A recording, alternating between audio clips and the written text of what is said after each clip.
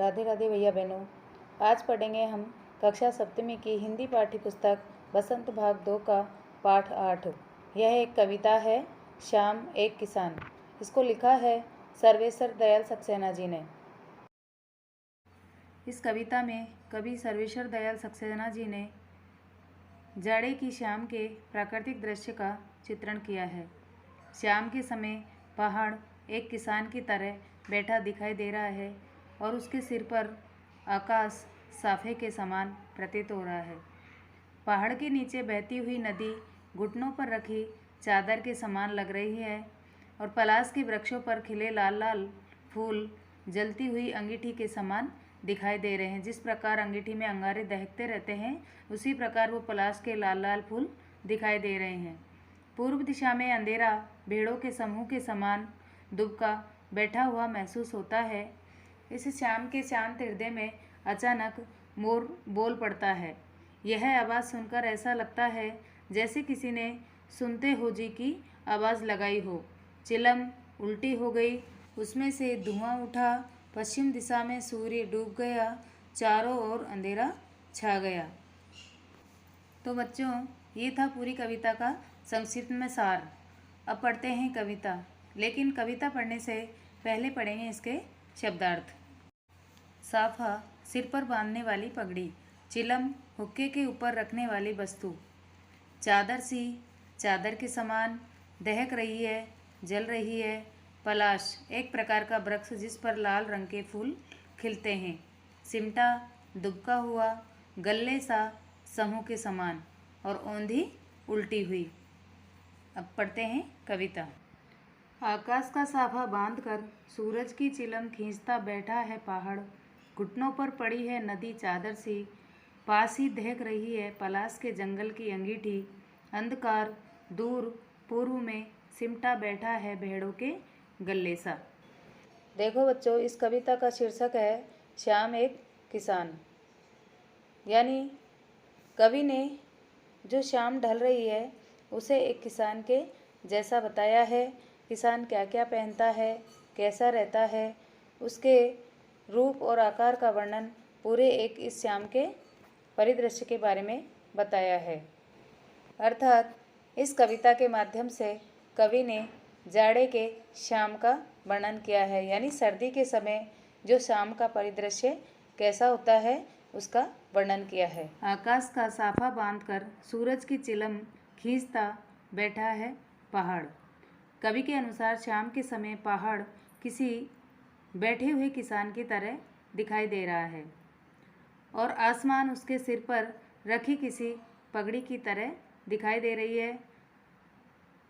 घुटनों पर पड़ी है नदी चादर सी, यानी पहाड़ के नीचे बह रही जो नदी है किसान के घुटनों पर रखी चादर के समान लग रही है।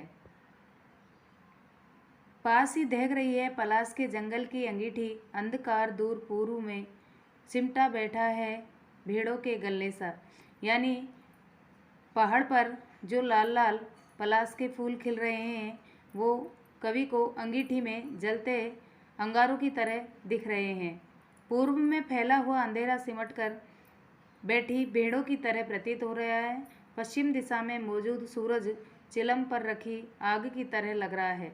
चारों तरफ एक मन भावन शांति छाई हुई है। आगे देखिए। अचानक बोला मोर, जैसे किसी ने आवाज़ दी, सुनते हो? चिलम औंधी, धुआं उठा, सूरज डूबा, अंधेरा छा गया। कवि ने इस पद्यांश में शाम के सन्नाटे का मनोहारी वर्णन किया है। चारों तरफ छाई शांति के बीच अचानक एक मोर बोल पड़ता है। ऐसा लगा जैसे कोई पुकार रहा हो, अजी सुनते हो? फिर सारा दृश्य किसी घटना में बदल जाता है, जैसे सूरज की चिलम किसी ने उलट दी हो, जलती आग बुझने लगी हो और धुआं उठने लगा हो। अब सूरज डूब रहा है और चारों तरफ अंधेरा छा गया है। तो ये थी कविता। अब करते हैं बच्चों इसके प्रश्नोत्तर। देखो बच्चों, इसके जो पाठ्य पुस्तक के प्रश्नोत्तर है वो तो इतने महत्वपूर्ण नहीं है, लेकिन इसके कुछ अन्य महत्वपूर्ण प्रश्न है वो देखिए। प्रश्न 1, कविता में किसान ने किसका साफा बांधा हुआ है? उत्तर देखिए, कविता में किसान ने आकाश का साफा बांधा हुआ है। दूसरा प्रश्न है, कविता में सूरज किस भांति दिखाई दे रहा है?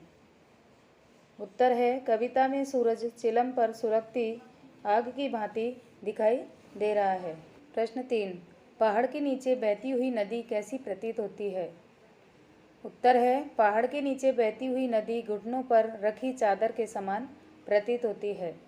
प्रश्न 4, श्याम एक किसान कविता के रचयिता कौन है?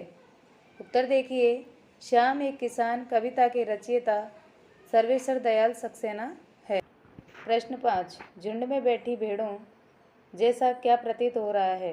उत्तर देखिए, पूर्व क्षितिज पर घना होता अंधकार झुंड में बैठी भेड़ों जैसा प्रतीत हो रहा है। प्रश्न 6, कविता में दर्शाए गए प्राकृतिक दृश्य में पहाड़ कैसा दिखाई दे रहा है? उत्तर देखिए, कविता में दर्शाए गए प्राकृतिक दृश्य में पहाड़ बैठे हुए एक किसान की तरह दिखाई दे रहा है। प्रश्न 7, पलाश के जंगल को अंगीठी क्यों कहा गया है? उत्तर देखिए, पलाश के जंगल को अंगीठी इसलिए कहा गया है क्योंकि पलाश के पेड़ों पर खिले लाल लाल फूल जलती हुई अंगीठी के समान दिखाई दे रहे हैं।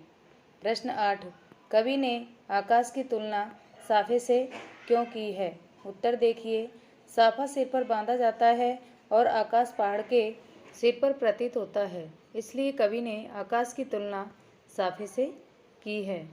देखिए प्रश्न 9, इस कविता को चित्रित करने के लिए किन किन रंगों का प्रयोग करना होगा? उत्तर देखिए, इस कविता को चित्रित करने के लिए हमें नीला, हरा, पीला, सुनहरा, सफ़ेद, लाल, काला आदि रंगों का प्रयोग करना होगा। प्रश्न 10, श्याम एक किसान कविता में श्याम के प्राकृतिक दृश्य का चित्रण किस रूप में किया गया है? उत्तर देखिए, श्याम एक किसान कविता में कवि ने किसान के रूप में जाड़े की शाम के प्राकृतिक दृश्य का चित्रण किया है। तो बच्चों, इन सभी प्रश्नों को अपनी गृह कार्य की कॉपी में करिए और याद भी करिए। जय हिंद।